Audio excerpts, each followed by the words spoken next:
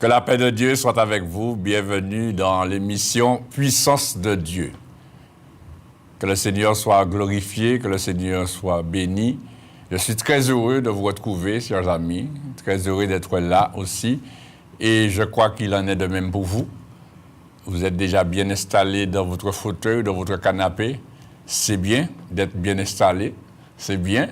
Mais c'est aussi bien de pouvoir aussi écouter la parole de Dieu. Ça aussi, c'est très bien, mais c'est aussi très bien et super même de mettre en pratique la parole qu'on entend, que tu écoutes. C'est ça qui est important. L'émission Puissance de Dieu, c'est une émission basée sur la parole de Dieu, la Bible, la parole de Dieu qui se trouve dans la Bible. Et cette émission est basée sur pourquoi elle s'appelle Puissance de Dieu? Parce que dans l'Épître de Paul aux Romains, chapitre 1er, verset 16, l'apôtre Paul dit « Je n'ai point honte de l'Évangile, car l'Évangile est une puissance de Dieu ou est la puissance de Dieu pour le salut de quiconque croit. » Alors aujourd'hui, chers amis, je suis là afin de vous annoncer l'Évangile. Et l'Évangile est une puissance de Dieu, est la puissance de Dieu pour le salut de quiconque croit. Parce que Dieu veut sauver chacun de vous. Dieu veut te sauver, madame. Dieu veut te sauver, monsieur. Dieu veut te libérer, monsieur. Dieu veut te délivrer, mademoiselle. Dieu veut te consoler, jeune homme. Dieu veut t'affranchir, toi qui m'écoutes. Et c'est la vérité. C'est pourquoi, chers amis, aujourd'hui, eh bien, nous allons entrer directement dans le vif du sujet. Parce que le Seigneur, il veut te montrer une chose. Parce que souvent, chers amis, quand nous sommes dans des situations difficiles, nous faisons appel à toutes sortes de personnes. Nous faisons appel à des gens que nous connaissons. Nous faisons appel à la famille. Nous faisons appel à d'autres personnes étrangères. Nous faisons appel à des personnes qui ont un certain statut dans la société afin de pouvoir porter solution à notre problème. Mais j'ai vu dans cette situation, dans cette vie, dans cette société, que bien souvent, tous ceux qui font appel à des personnes, quelles qu'elles soient, eh bien souvent sont déçus ou souvent n'ont pas ce qu'ils désirent. Et c'est pour cela, aujourd'hui, je dois vous dire, chers amis, qu'il y a quelque chose que vous devez faire. Si vous voulez voir votre vie changer, si tu veux voir la gloire de Dieu dans ta vie, eh bien, il y a quelqu'un à qui tu dois faire appel. Et c'est cette personne seule qui pourra faire quelque chose pour toi. Parce qu'en lisant toute la parole de Dieu, eh bien, j'ai constaté que tous ceux, chers amis, qui faisaient appel à Jésus-Christ, eh bien, ils voyaient la gloire de Dieu dans leur vie. Et tous ceux dans la vie duquel Jésus-Christ se manifestait ou intervenait, il y avait un miracle qui se produisait, chers amis. Et c'est cela que je suis venu vous dire aujourd'hui. Il y a un miracle qui peut se manifester dans votre vie aujourd'hui. Il y a un miracle qui peut se faire dans ta vie, madame. Il y a un miracle qui peut se produire dans ta vie, monsieur. Il y a un miracle qui peut se produire dans ta vie, jeune homme, jeune fille. Mais c'est une seule personne qui peut accomplir ce miracle, à une seule condition, qu'il intervienne dans ta vie ou que tu fasses appel à lui. Et nous allons voir autour de la parole de Dieu, chers amis, plusieurs exemples d'hommes et de femmes qui ont fait appel à Jésus. Et ils ont vu la gloire de Dieu dans leur vie. Si tu veux voir la gloire de Dieu dans ta vie, il faut que tu fasses appel à Jésus-Christ. Regardons ce premier texte de la parole de Dieu dans l'évangile de Marc. Dans l'évangile de Marc, le chapitre 10. Regardez avec moi, chers amis. Prenez votre Bible. Je vous ai déjà dit ça, chers amis. Il faut suivre cette émission avec la Bible. Prenez la Bible et puis suivez avec moi. Alors, je prends mon temps. Je vous dis la référence. L'évangile de Marc, chapitre 10, et le verset 46. Alors, si vous n'avez pas le temps de trouver dans votre Bible, notez-le. Par contre, vous savez, là, ici, en direct, je vous dis cela, mais dans l'Assemblée des frères, je dis aux bien-aimés, cherchez dans la Bible d'abord, et après, vous allez noter. Mais là, comme nous sommes dans une émission et nous avons un temps bien déterminé, nous ne pouvons pas perdre du temps. Il faut gagner du temps. Donc, alors, vous entendez la référence, vous marquez. Je répète, Évangile de Marc, chapitre 10, verset 46. D'accord? Je vais lire. À partir du verset, on va lire dans l'Évangile de Marc, chapitre 10, à partir du verset 46. La Bible nous parle là, il nous dit, ils arrivèrent à Jéricho, en parlant des disciples et Jésus. Et lorsque Jésus en sortit avec ses disciples et une assez grande foule, le fils de Timée, Bartimée, mendiant aveugle, était assis au bord du chemin. Il entendit que c'était Jésus de Nazareth. Et il se mit à crier, « Fils de David, Jésus, aie pitié de moi !» Plusieurs le reprenaient pour le faire taire. Mais il criait beaucoup plus fort, « Fils de David, aie pitié de moi !» Jésus s'arrêta et dit, « Appelez-le. » Ils appelèrent l'aveugle en lui disant, « Prends courage, lève-toi, il t'appelle. » L'aveugle jeta son manteau et se levant d'un bond vint vers Jésus. Jésus, prenant la parole, lui dit, « Que veux-tu que je te fasse ?» « Rabouni, lui répondit l'aveugle, « que je recouvre la vue. » Et Jésus lui dit, « Va, ta foi t'a sauvé. » Aussitôt, il recouvra la vue et suivit Jésus dans le chemin. Nous voyons, chers amis, un premier homme qui fait appel à Jésus-Christ. Cet homme, c'est qui? C'est le fils d'un homme qui s'appelle Timée et il s'appelle Bartimée. Et cet homme qui s'appelle Bartimée, c'est un mendiant. Il est mendiant et en plus, il est aveugle. Parce que vous savez, on peut être mendiant et puis voir. Mais lui, il était mendiant et il était aveugle. Donc, il avait beaucoup de difficultés, chers amis, parce qu'il ne voyait pas. Mais la seule chose qu'il avait, c'est qu'il entendait. Et la Bible nous dit que cet homme, il est écrit là, il entendit, il était assis au bord du chemin, et au verset 47, il dit, il entendit que c'était Jésus de Nazareth. Et quand il a entendu que c'était Jésus de Nazareth, eh bien, il a commencé à crier. Il a fait appel à Jésus, en lui disant, « Fils de David, Jésus, aie pitié de moi. » Mais vous savez, chers amis, quand vous criez à Jésus, il y a toujours de ceux qui sont là pour vous juger. Il y a toujours de ceux qui sont là pour vous dire toutes sortes de mal de vous. Il y a toujours de ceux qui sont là pour dire, « Pela, arrêtez, bon Dieu, bon Dieu, la prière, pas rien pour faire. » Il y a toujours de ceux qui veulent t'empêcher, qui veulent s'opposer à ce que tu reçoives ta bénédiction, parce qu'ils ne veulent pas. Mais ce n'est pas eux directement. C'est Satan qui est là derrière, pour t'empêcher de recevoir la bénédiction de Dieu par Jésus-Christ. Mais cet homme était déterminé, chers amis. Rien ne pouvait l'arrêter. Et même quand on lui a dit de se taire, il a dit, « Paix là, c'est pas là. Pourquoi crier trop fort là? Paix là. » Non, chers amis.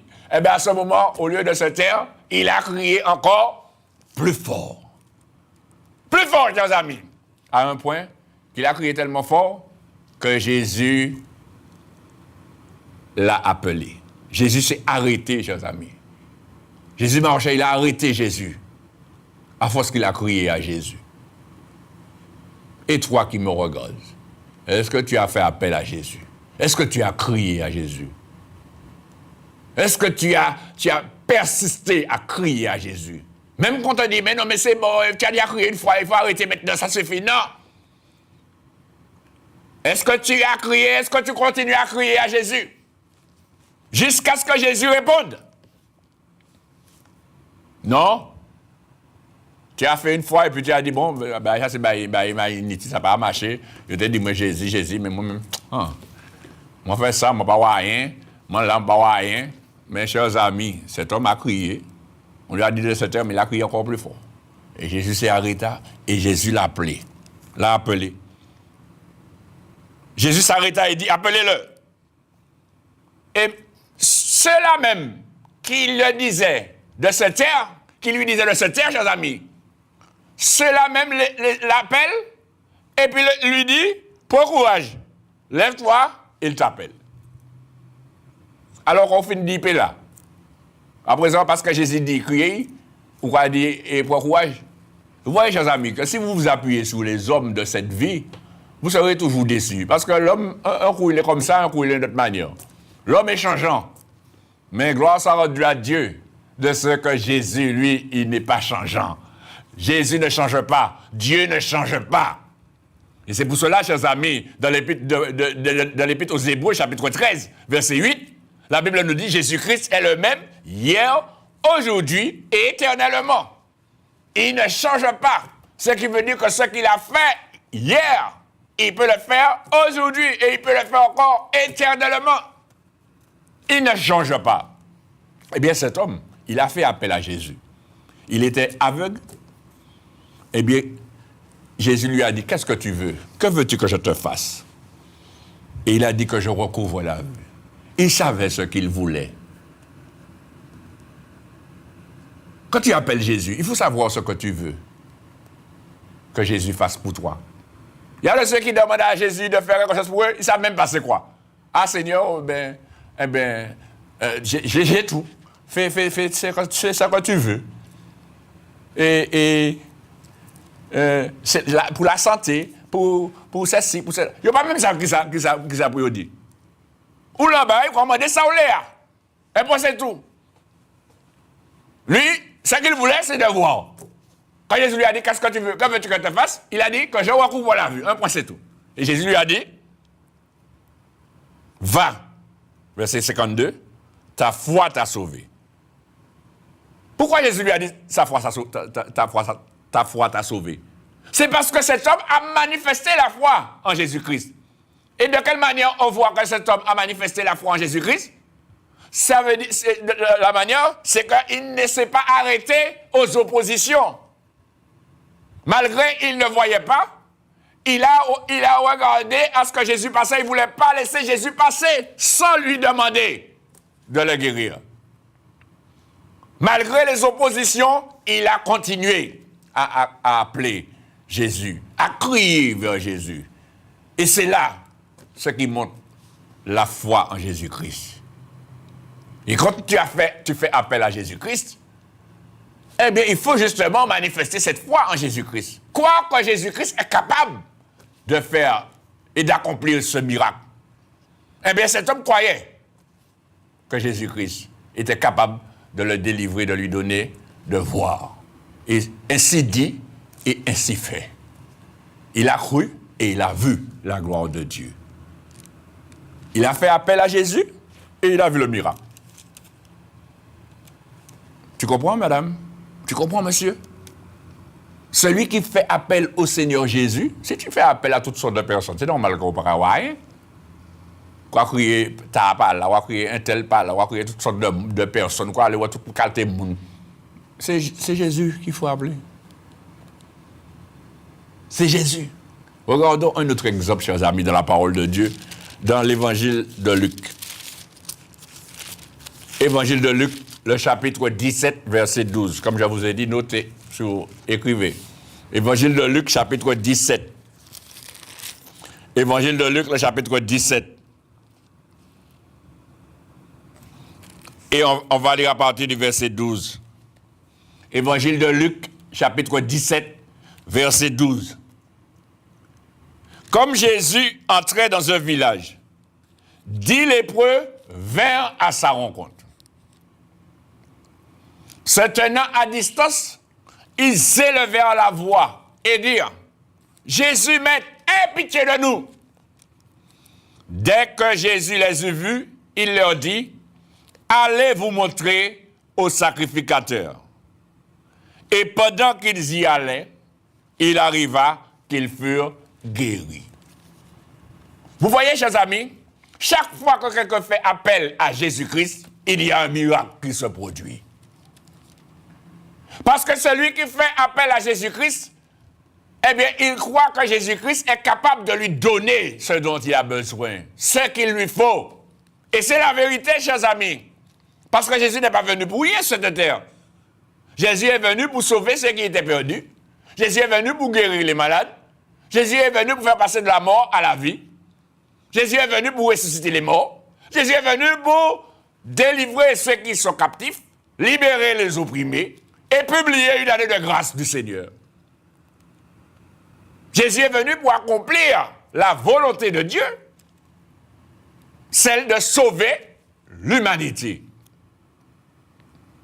C'est pour cela, tous ceux qui font appel à Jésus-Christ voient, comme je l'ai dit, tous ceux dans la vie duquel Jésus intervient, Jésus se manifeste, ils voient la gloire de Dieu. Il y a un miracle qui se produit. Mais il faut faire appel à Jésus-Christ. Ces 10 lépreux, ils étaient lépreux. C'est pour cela qu'ils se tenaient à distance. Ils ne voulaient pas s'approcher, puisqu'on leur disait d'approcher, mais ils étaient contagieux. Quand on a la lèpre, on est contagieux. Et se tenant à distance, ils ont appelé, ils ont élevé la voix. Et ils ont dit, Jésus, Maître, aie pitié de nous. Et Jésus leur a dit, selon la loi, allez vous montrer au sacrificateur. Mais on allait voir les sacrificateurs pour pouvoir confirmer la guérison, chers amis. Et c'est ça. Ça veut dire que Jésus-Christ les a guéris et ils allaient vers les sacrificateurs pour pouvoir confirmer leur guérison. Et pendant qu'ils allaient, ils furent guéris. Et si vous suivez, vous continuez à suivre la lecture, vous allez voir qu'il y a un qui est retourné, se voyant guéri, il est retourné pour donner gloire à Dieu. On peut le lire, hein? Parce que c'est important, parce qu'il y a des gens qui aiment bien être guéris, mais ils n'aiment pas donner gloire à Dieu. Ils n'aiment pas dire, eh bien, Dieu m'a guéri. Ils n'aiment pas appeler, donner gloire à Dieu, dire, voilà, j'étais malade, Dieu m'a guéri. Il faut le dire, chers amis, il faut être reconnaissant à l'égard de Dieu. Eh bien, cet homme, la Bible nous dit au verset 15, l'un d'eux se voyant guéri revint sur ses pas, glorifiant Dieu à haute voix. Il tomba sous sa face aux pieds de Jésus et lui rendit grâce. C'était un Samaritain, chers amis. Et Jésus, prenant la parole, lui dit, les 10 n'ont-ils pas été guéris? Et les 9 autres, où sont-ils? Vous voyez, comme si Jésus attendait que les 9 autres aussi viennent donner gloire à Dieu. Mais ils ne sont pas venus. Et Jésus-Christ dit, au verset 18, ne s'est-il trouvé que cet étranger pour revenir et donner gloire à Dieu? Puis il lui dit au Samaritain, lève-toi, va, ta foi t'a sauvé. Vous voyez qu'il n'a pas dit ta foi t'a guéri. Il a dit ta foi t'a sauvé. Il avait déjà été guéri, mais il avait besoin d'être sauvé. Et quand on croit au Seigneur Jésus, eh bien, crois au Seigneur Jésus et tu seras sauvé, toi et ta famille. C'est ce qui est écrit, chers amis, dans le livre des Actes des Apôtres, chapitre 16, le verset 31. Crois au Seigneur Jésus et tu seras sauvé, toi et ta famille. Celui qui fait appel à Jésus-Christ, il y a quelque chose qui va se passer. Obligatoirement, quelque chose se passe, chers amis. Regardons encore un autre texte, dans l'évangile de Matthieu. Et vous allez voir que toutes ces personnes, chers amis, ils sont déterminés. Parce que vous avez, pour qu'un lépreux puisse s'approcher de quelqu'un qui n'est pas lépreux, il faut vraiment être déterminé, parce qu'ils prenaient des coups, hein, on les chassait. C'était interdit de fréquenter. Et quand ils passaient quelque part, il fallait qu'ils clochent, qu'ils sonnent la cloche pour qu'on puisse ouvrir le chemin devant eux. Regardons un autre texte dans l'évangile de Matthieu, chapitre 15. Évangile de Matthieu, le chapitre 15.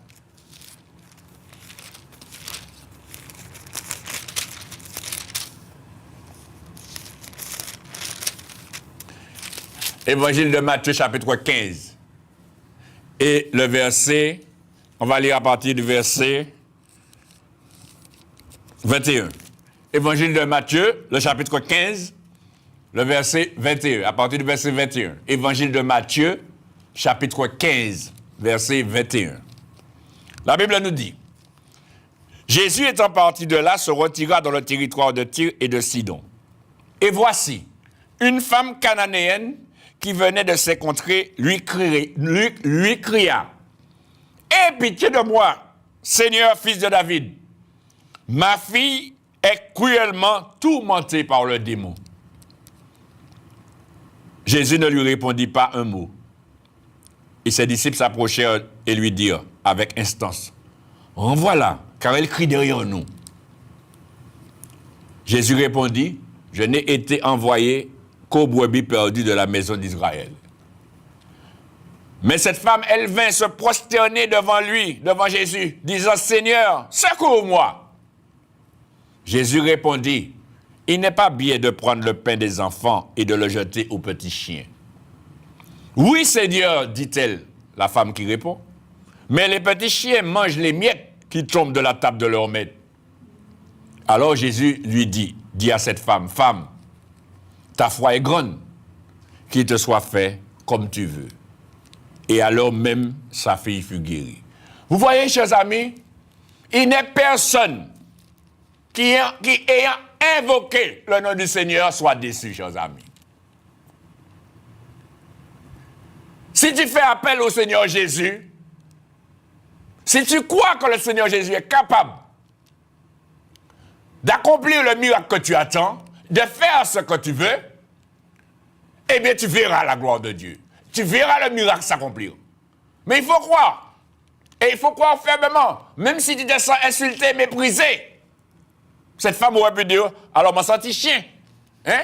Je vais demander au bout de Dieu, ou quoi mépriser moi comme ça, soit disons c'est mon Dieu, ou quoi dire c'est mon Dieu, c'est ou qui Jésus, ou mon Dieu, ou quoi mépriser moi comme ça, ou quoi dire moi senti chien. Hein? Ou quoi dire moi comme ça, je n'ai pas bien de prendre le pain des enfants et de les jeter au petit chien, mais ça un petit chien. Non, cette femme n'a pas dit ça, chers amis. Parce que c'est pas ce qui était important pour elle.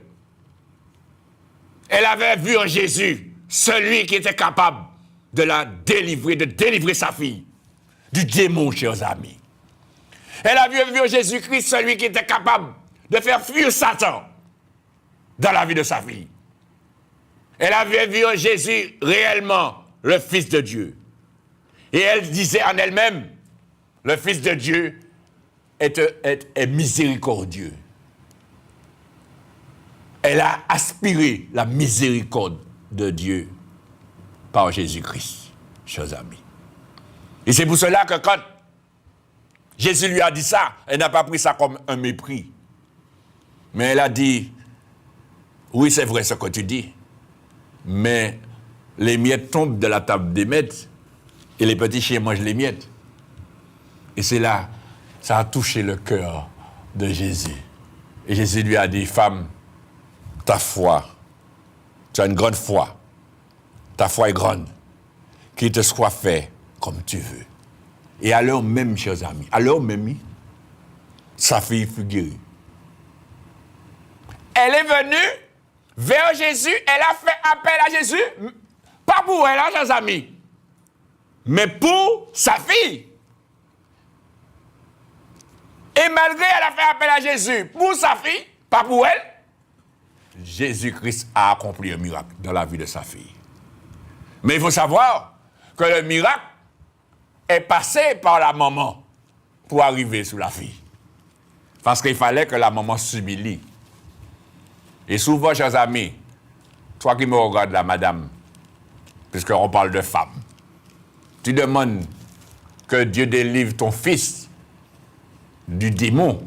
Certainement, ça peut être du démon de l'alcool, du démon de la drogue, du démon des braquages, des gangs, du démon de toutes sortes de violences,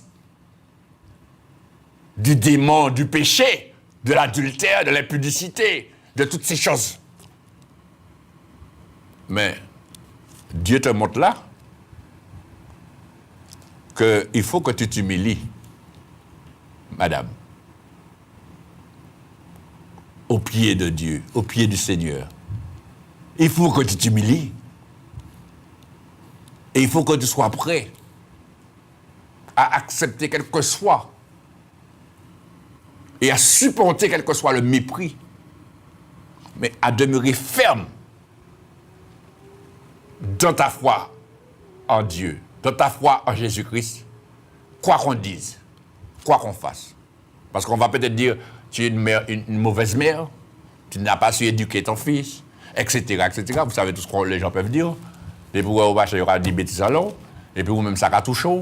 Quand on comprend propre camarade, qui a des bêtises en l'air, à cause de Dieu, etc. Et puis, ça te fait mal parce que tu veux sauver la réputation. Eh bien, chers amis, madame, je te dis une chose. Arrête de sauver ta réputation. Sauve ton âme. Et humilie-toi aux pieds de Jésus. Et si tu veux que Dieu fasse un miracle pour ton fils, pour ta fille, humilie-toi. Premièrement, toi, crois au Seigneur Jésus. Premièrement, crois au Seigneur Jésus. Toi, madame. C'est à toi que je parle, madame. Tu me regardes. Toi, tu dois t'humilier, madame. Aux pieds de Jésus.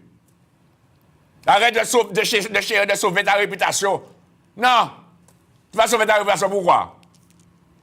On veut montrer qu'on est quelqu'un dans cette société. Mais la Bible dit à quoi sert-il à un homme de gagner le monde s'il perd son âme? Ce qui est important, ce n'est pas de gagner le monde. Ce n'est pas gagner le cœur des gens. Vous dire, ouais, cette femme-là, elle est bien, elle est bâchée, là. Oui, ses enfants sont bien, ses enfants sont bien éduqués, etc. Alors, pas de il est mal élevé. Un vagabond. Ouais. Et puis ça te fait mal, et puis tu sens comme si ta réputation, ou pas même, ou quand marcher en chemin, ou même oser lever tête, ou parler mon gado, ou parler marcher parce que vous êtes tellement honte, ou quand faire mon honte, quand dit mon nom, ou quand faire mon honte, toute la famille, toute la famille, qui parle mal, dit à cause du ou, etc. Quand dit mon nom, l'eau bêtise, quand dit faire l'eau bêtise, à cause du ou, il y aura traité mon machin, mon mauvaise réputation, etc. Il dit c'est faute, moi c'est un mauvais maman, etc. Et puis, chers amis, tu es en train de te faire du mal, cette femme-là. Jésus a dit, il n'est pas bon de prendre le pain des enfants et de les jeter au petit chien. On aurait dit comme si elle n'a pas entendu ce que Jésus a dit. Elle a répondu tout de suite à Jésus. Tout de suite. Mais les petits chiens mangent les miettes qui tombent de la table de l'homme. Et ce qu'elle a dit là, c'est vrai. Hein? Parce que c'est ça qui intéressait la dame. Ce n'était pas histoire de petits chiens ou de gros chiens ou de mal chiens. C'était la délivrance de sa fille. Elle était prête à s'humilier. Et la parole de Dieu dit, chers amis, et c'est ce que beaucoup ne comprennent pas. C'est ce que tu ne comprends pas, madame. Monsieur, c'est ça que tu ne comprends pas. La parole de Dieu dit, je l'ai lu, hein, je l'ai cité. Et je vous ai donné la référence tout à l'heure là. Dans le livre des Actes des Apôtres, chapitre 16, le verset 31.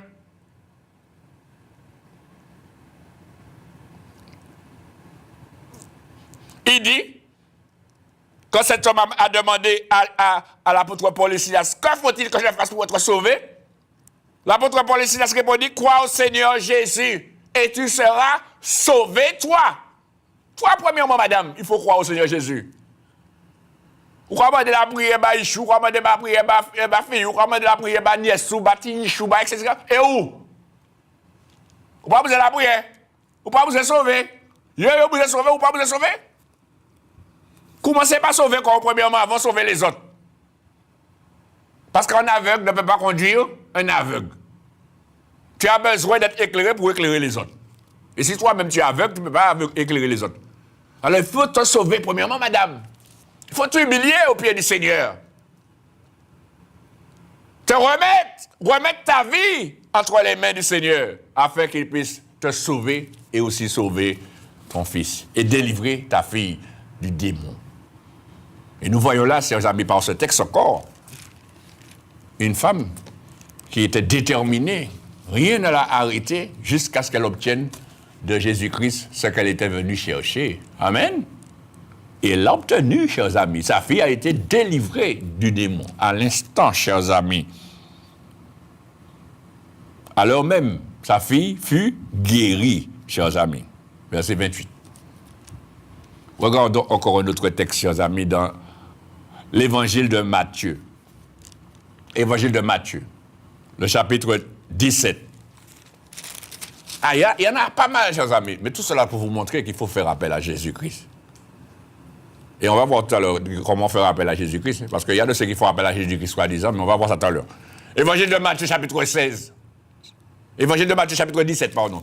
Évangile de Matthieu, chapitre 17. Évangile de Matthieu, chapitre 17. Et nous allons lire le verset, à partir du verset 14. Évangile de Matthieu, chapitre 17, verset 14. La Bible nous dit, Évangile de Matthieu, chapitre 17, le verset 14. Lorsqu'il fut arrivé près de la foule, un homme vint se jeter à genoux devant Jésus. Là, c'est un homme, ce n'est pas une femme. Là, c'est un homme. Ah, je te parle, monsieur, c'est à toi. Ça te concerne, vous, regardez-moi là. Ça concerne nos messieurs. C'est bon, on m'a qu'à parler. Ouais. Il dit, un homme vint se jeter à genoux devant Jésus et dit, Seigneur, aie pitié de mon fils qui est lunatique et qui souffre cruellement. Il tombe souvent dans le feu et souvent dans l'eau. Je l'ai amené à tes disciples et ils n'ont pas pu le guérir.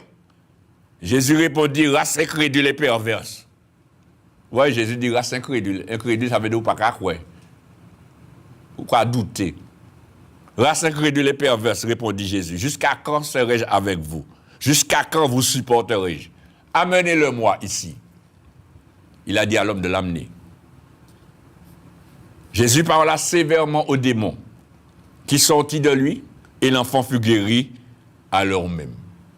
Vous voyez, chers amis, tous ceux qui appellent Jésus, qui font appel à Jésus, tous ceux dans la vie duquel Jésus intervient, il y a un miracle qui se produit.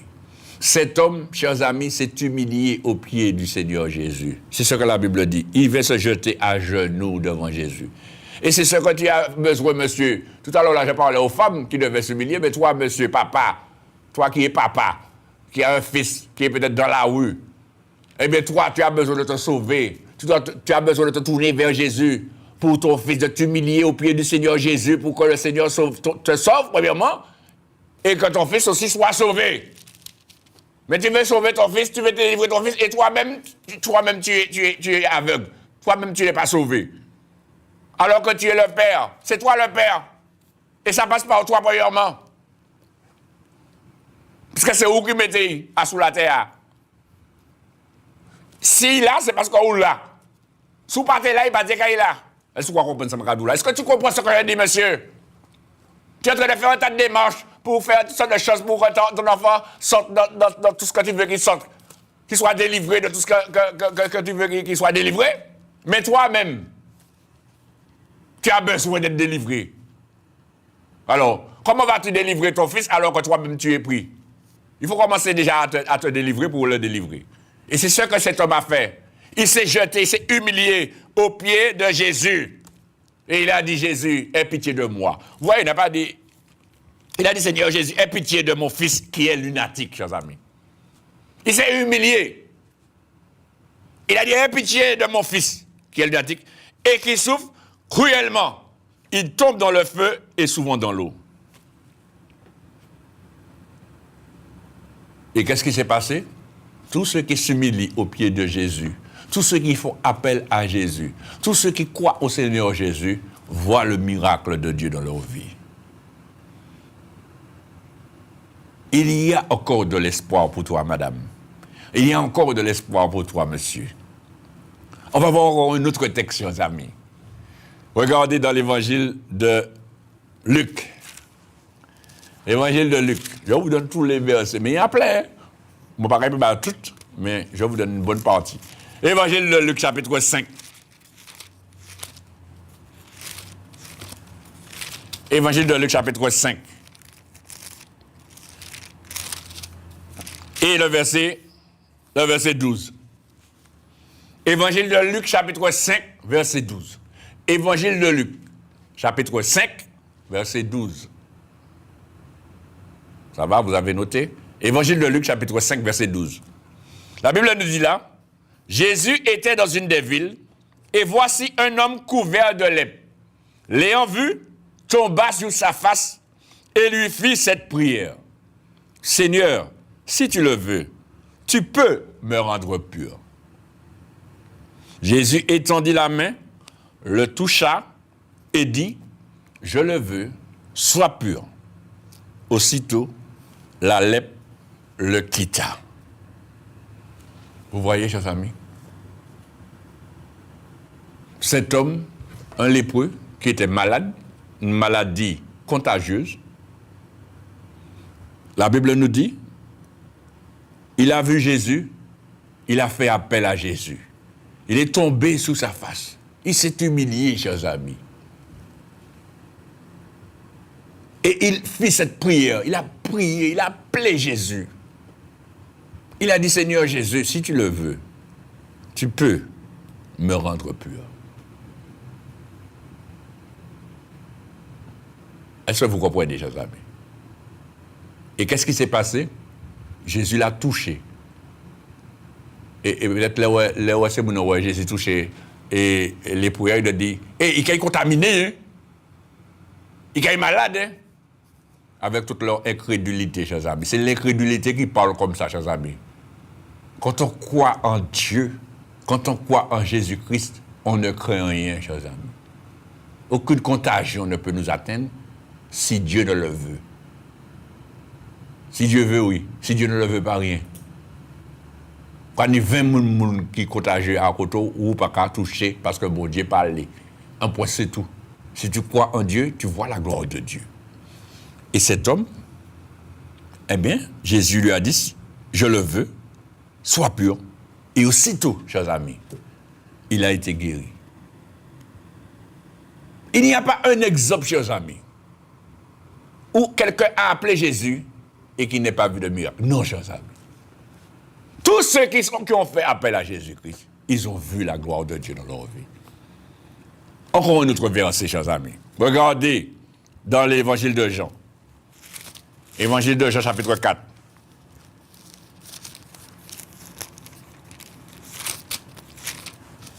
Évangile de Jean, chapitre 4. Et le verset...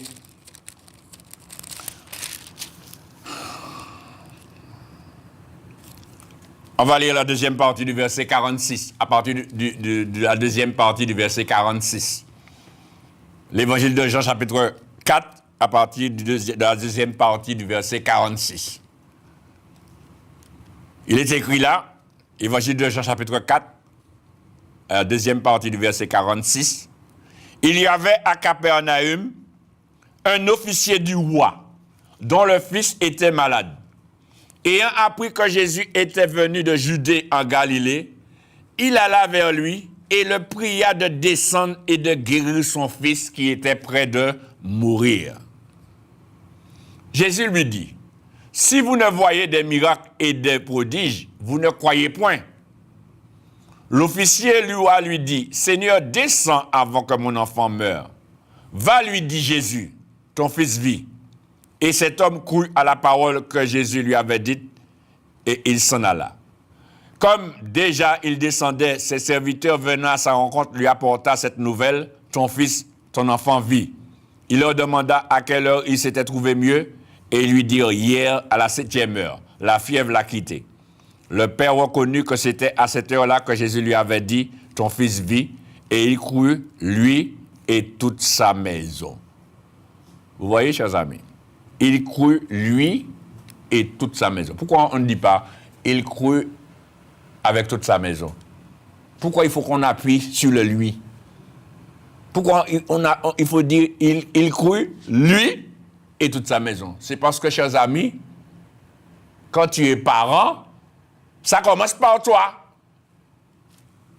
La délivrance de tes enfants. Ça commence par toi. C'est pas la peine de vous les sauver, et pour vous-même, pas qu'à sauver, quoi.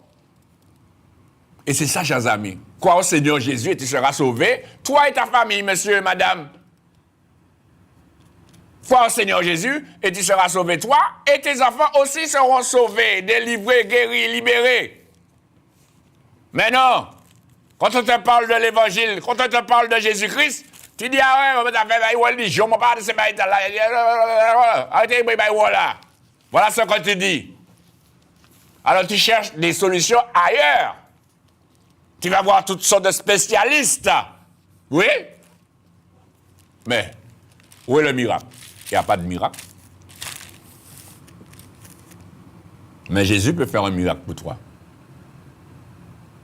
C'est pour ça que la parole de Dieu dit dans, je vais vous dire le verset dans le livre des Actes des Apôtres, le chapitre 2, regardez ce qui est écrit dans le livre des Actes des Apôtres, chapitre 2.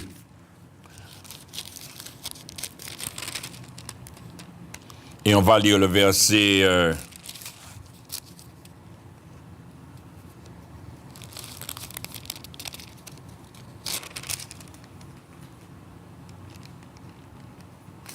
Voilà. La Bible dit, on va lire à partir du verset 17. Le livre des Actes des Apôtres, chapitre 2, verset 17, mais c'est le verset 21 qui nous concerne, là où je veux attirer votre attention. Mais il faut que je lise toute la partie pour que vous puissiez comprendre. Dans le livre des Actes des Apôtres, chapitre 2, verset 17, la Bible nous dit, « Dans les derniers jours, dit Dieu, je répandrai de mon esprit sur toute chair, vos fils et vos filles prophétiseront, vos jeunes gens auront des visions, et vos vieillards auront des songes. Oui, sur mes serviteurs et sur mes servantes, dans ces jours-là, je répondrai de mon esprit, et ils prophétiseront. Je ferai paraître des prodiges en haut dans le ciel et des miracles en bas sur la terre. Du sang, du feu et une vapeur de fumée. Le soleil se changera en ténèbres et la lune en sang avant l'arrivée du jour du Seigneur, de ce jour grand et glorieux. » Et il dit au verset 21, « Alors quiconque invoquera le nom du Seigneur sera sauvé. » Quiconque invoquera le nom du Seigneur sera sauvé, chers amis. Si tu veux être sauvé, il faut invoquer le nom du Seigneur.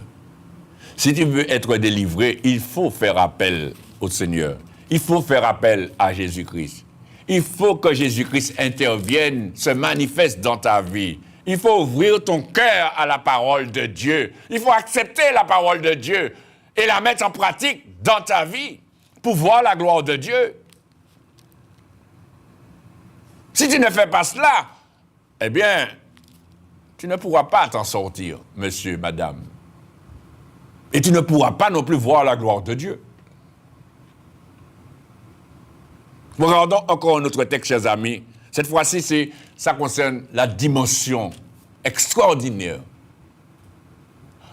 dans laquelle Jésus peut nous mener quand nous croyons en lui, à faire des choses extraordinaires, chers amis. Regardons dans l'évangile de Matthieu, le chapitre 14.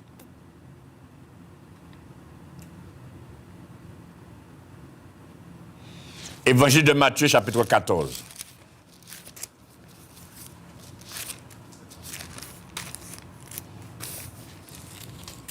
On va lire à partir du verset 22. Évangile de Matthieu, chapitre 14. On va lire à partir du verset 22.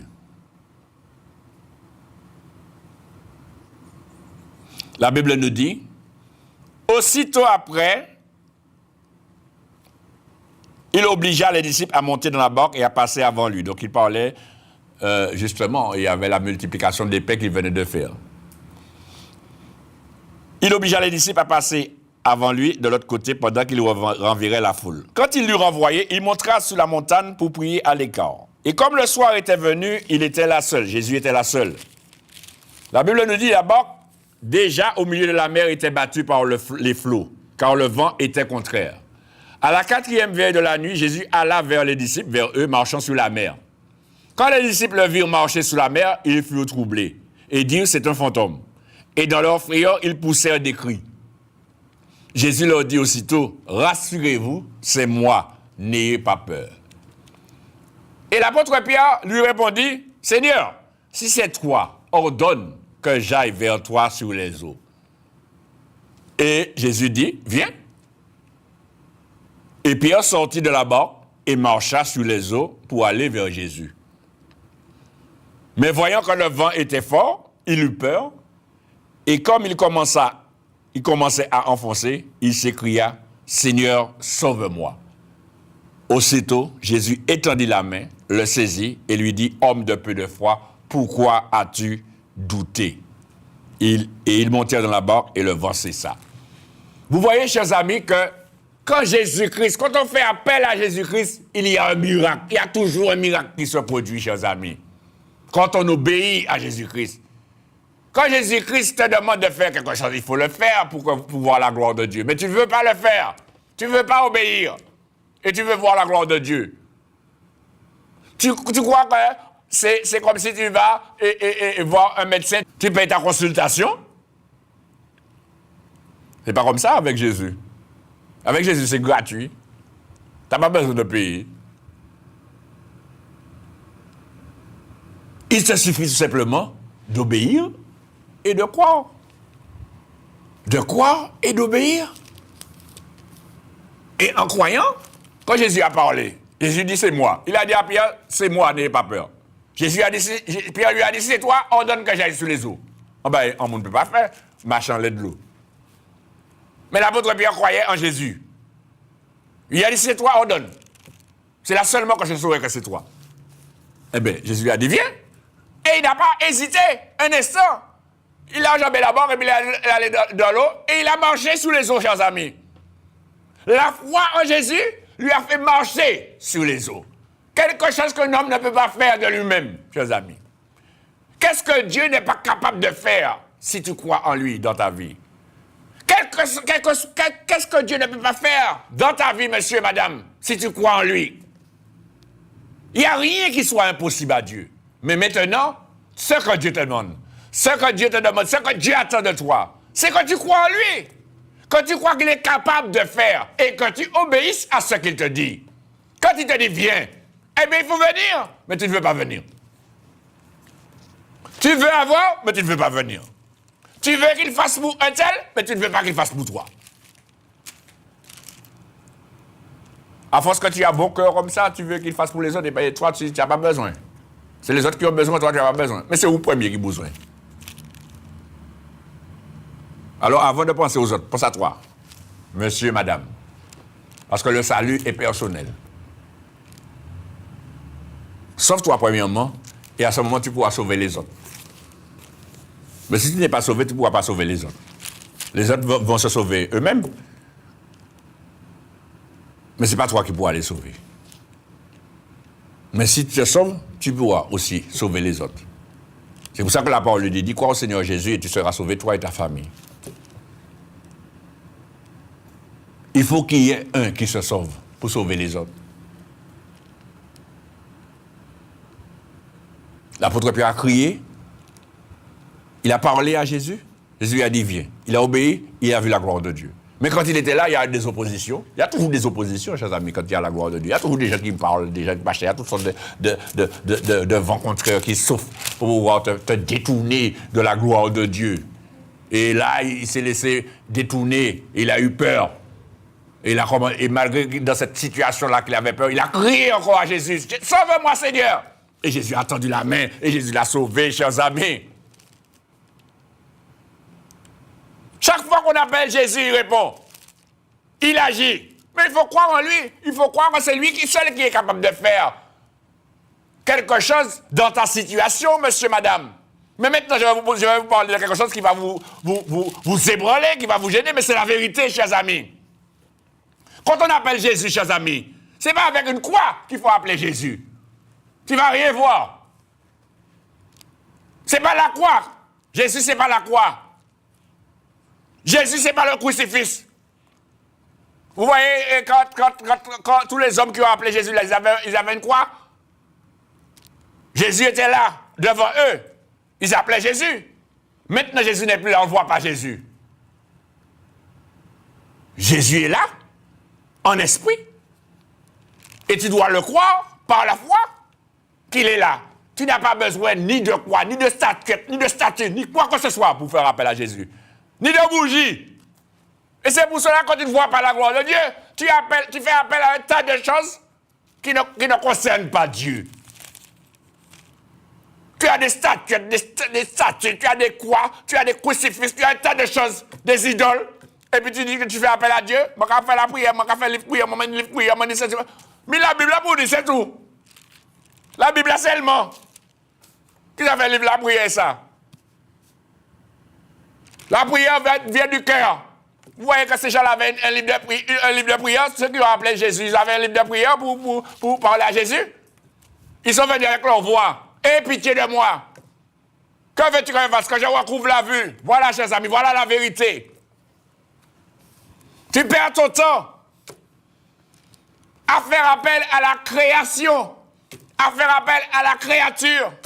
Tu évoques le soleil, tu évoques la lune, tu évoques toutes sortes de choses, tu fais des horoscopes, etc., etc., et puis tu veux que Dieu se glorifie. Non! C'est Jésus seul. Et tu n'as besoin de rien pour appeler Jésus. Quiconque invoquera le nom du Seigneur sera sauvé. Jésus, sauve-moi. Jésus, délivre-moi. Il est venu pour cela. Et c'est comme ça qu'il faut faire appel à Jésus. C'est pour cela qu'aujourd'hui tu es déçu. Et tu dis c'est Dieu qui t'a déçu. C'est pas Dieu. Dieu ne déçoit personne, chers amis. Nous voyons que tous ceux qui ont appelé Jésus, et il y a plein d'autres exemples, hein, c'est parce qu'on n'a pas suffisamment de temps, mais il y a plein d'autres exemples, chers amis, de la parole de Dieu, qui montrent que tous ceux qui ont appelé Jésus, je me souviens de cet homme qui se trouvait près de la piscine de Bethesda, dans l'évangile de Jean, chapitre 5. Cet homme, il était malade. 38 ans, cet homme est malade. Et la Bible dit qu'il y avait un ange qui descendait de temps en temps dans la piscine, et la première personne qui plongeait dans la piscine était guérie. Mais cet homme, il était couché sur un lit, malade, et quand il se levait pour aller, eh bien, un autre avait le temps de descendre avant lui. Donc, en fait, il perdait du temps, il n'arrivait jamais à être guéri. Eh bien, Jésus a intervenu dans sa vie. Jésus lui a dit, veux-tu être guéri? On peut regarder si vous voulez. Allons regarder, chers amis. Dans l'évangile de Jean, chapitre 5.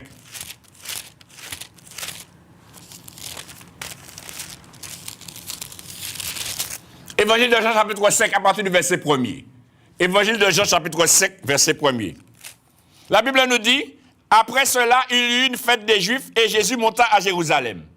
Or, à Jérusalem, près de la porte des brebis, il y a une piscine qui s'appelle en hébreu Bethesda et qui a 5 portiques. Sous ces portiques étaient couchés un grand nombre des malades, des aveugles, des boiteux, des paralytiques qui attendaient le mouvement de l'eau, car un ange descendait de temps en temps dans la piscine et agitait l'eau, et celui qui descendait le premier, après que l'eau avait été agitée, était guéri, quelle que fût sa maladie. Là se trouvait un homme malade depuis 38 ans, chers amis. 38 ans, pourquoi malade? Jésus l'ayant vu coucher et sachant qu'il était malade depuis longtemps, lui dit, veux-tu être guéri? Le malade lui répondit, Seigneur, je n'ai personne pour me jeter dans la piscine quand l'eau est agitée. Et pendant que j'y vais, un autre descend avant moi. Cet homme avait mis son espérance dans la piscine, chers amis. Il n'avait pas pensé qu'un jour, il y aurait eu un autre moyen pour lui d'être guéri. Et c'est là que Jésus lui dit, lève-toi, lui dit Jésus, prends ton lit et marche. Aussitôt cet homme fut guéri, il prit son lit et marcha. Vous voyez, chers amis, chaque fois que Jésus passe, la maladie trépasse, les démons trépassent. Là où Jésus passe, Satan trépasse. Quand on fait appel à Jésus, Satan peut procourir, chers amis.